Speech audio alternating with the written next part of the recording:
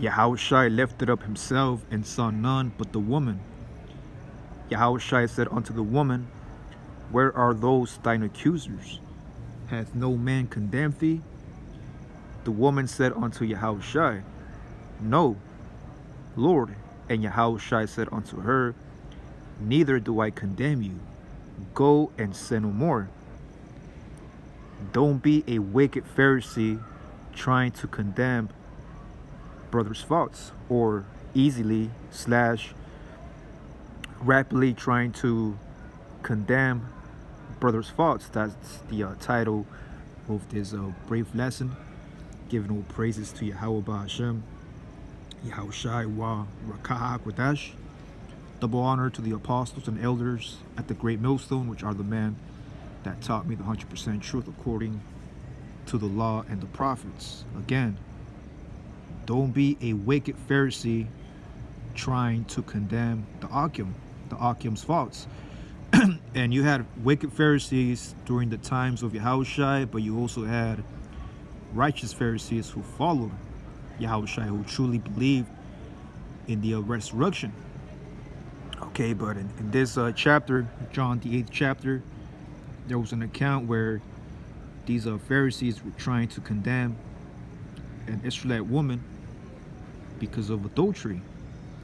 Okay, and we understand that adultery, it's a very because there's different levels of sin. Sin is the transgression of the law.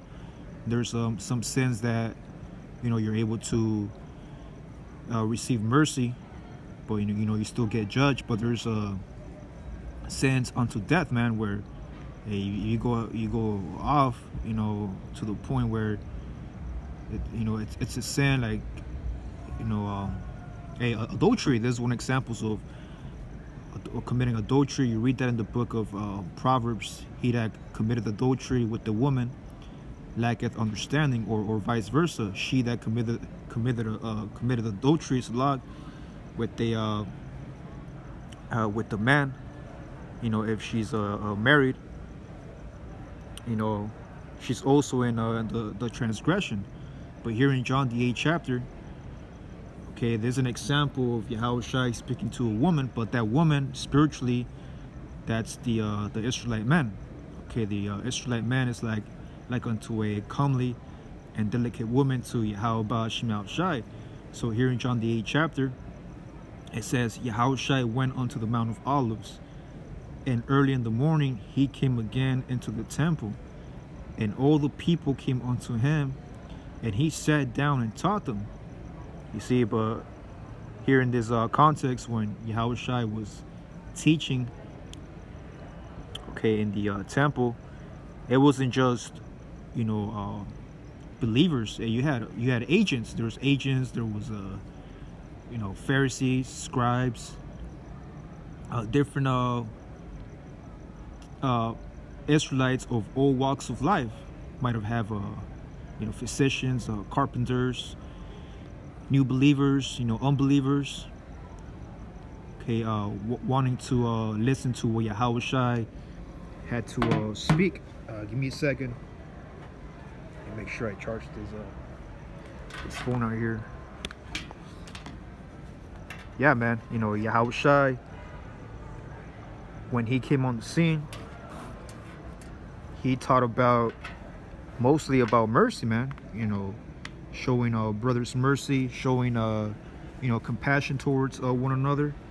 Because at times when brothers that come into this truth, okay, you might have some sort of authority, right?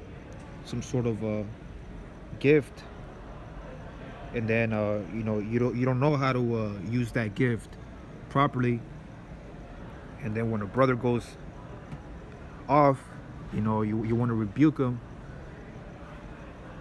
ASAP. You try to condemn him. You want him destroyed. Hey, he wicked. The Lord gonna destroy you, man.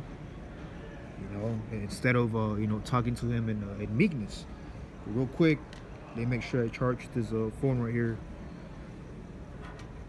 Give me a second, Akim. Go back to John John 8 and 3. And the scribes and Pharisees brought unto him a woman taken in adultery. So they were trying to tempt Yahushua, trying to see what Yahushua, how he was going to react. Because even Yahushua at times, he had to react to certain stumbling blocks or topics, going back to the law. Okay, it says, and the scribes and Pharisees brought unto him a woman taken in adultery. And when they had set her in the midst, she was brought to the forefront, man. It says, they said unto him, Master, this woman was taken in adultery in the very act. She got caught up. See? And according to the law, man, you commit adultery, you shall surely be put to death, man. On the spot, right? According to how you acted. It says, now Moses and the law commanded us that such should be stoned. But what sayest thou? You see, they're trying to, try Yahushua, try the word. Yahushua minding his own business, teaching the word. But you're always gonna have the opposition, right? This they said, tempting him, that they might have to accuse him. But Yahushua stooped down, and with his finger wrote on the ground, as though he heard him not. So Yahushua used wisdom. Now you gotta ask yourself, what was Yahushua writing on the ground, man? Okay, what was Yahushua writing on the ground while the Pharisees were trying to tempt him? In the spirit, man, he was writing down their sins. In the speaking as a man, in the ancient Hebrew, man, the spirit, writing down their sins, right? Like, you did this, you did that. See, verse 7. So when they continued asking him, he lifted up himself and said unto him, he that is without sin. There you go. So that's the context in verse 7, where it says, he that is without sin among you, let him first cast a stone at her. So here in verse 6, when Yahushua was, stooping down, on the towards the ground and writing on with the finger. Okay, just like Yahweh, wrote the I think that's in Exodus 34, where it goes into the account how the Heavenly Father wrote down the commandments in the tablets with his finger. And we believe through faith that finger, that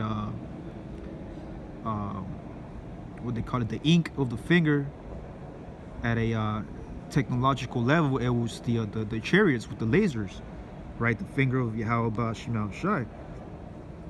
Okay, so it says here, verse 7. So when they continued to ask him, he lifted up himself, right? Yahushua got up, finishing well, really not finishing, because the sins of the Pharisees and the scribes, and really all Israel, man, it's like onto the sands of the sea, man. We went off so much that you'll never be able to finish, how many sins Israel in general have committed. It says, and Yahushua told the wicked Pharisees, he that is without sin among you, let him first cast a stone at her. Right? So Yahushua told the scribes and Pharisees that trying to tempt Yahushua, the wicked scribes and Pharisees. You see, anyone who has no sin, be the one that's going to cast a stone at her. And again, he stooped down and wrote on the ground, right? Yahushua kept writing their sins, man. And they which heard it, being convicted by their own conscience. Yeah, because they knew, man, the wicked Pharisees, like, shit, we go off too. We're not perfect. We're not able to keep, the law to 100%. So why would we stone, this Israelite woman because she committed adultery? And not only that, but during the time of Yahweh Shai, it was not the kingdom. It was the kingdom of the Edomites under the names of the Romans, right? The so-called Greco-Roman Empire. Give me a second. Let me get some drinks right here. Drinking something, but it says, and they which heard it, being convicted by their own conscience, went out one by one. Yeah, so one by one, they started leaving. They're like, man, yeah, how should I caught us, man? You know, we're also in sin. Just because we sit in the seat of Moses, you know, but there's, you know, other believers here. You know, we don't want to get caught in the act because Yahweh Shai cut us in the spirit, right? Hebrews 4:12. It says, beginning at the eldest, right? The wisest, right? The older you are, the so-called wiser you are. So from the oldest of Pharisees and scribes to the youngest Akim, even unto the last, and Yahweh was left alone, and the woman standing in the midst. So it was just Yahweh and the woman, which that woman applies to you brothers, okay? So you brothers, don't let other Akim, if you perceive that a brother is trying to condemn you because of your faults, you know, it's good to rebuke a brother, of course. You know, you rebuke him, like it tells you here real quick in the book of Galatians 6:1. It says, brethren, if a man be overtaken in a fault, right? Because we all have faults, man, right? We all make mistakes. We all go off. You which are spiritual, right? So a true man of the Lord knows how to rebuke a brother.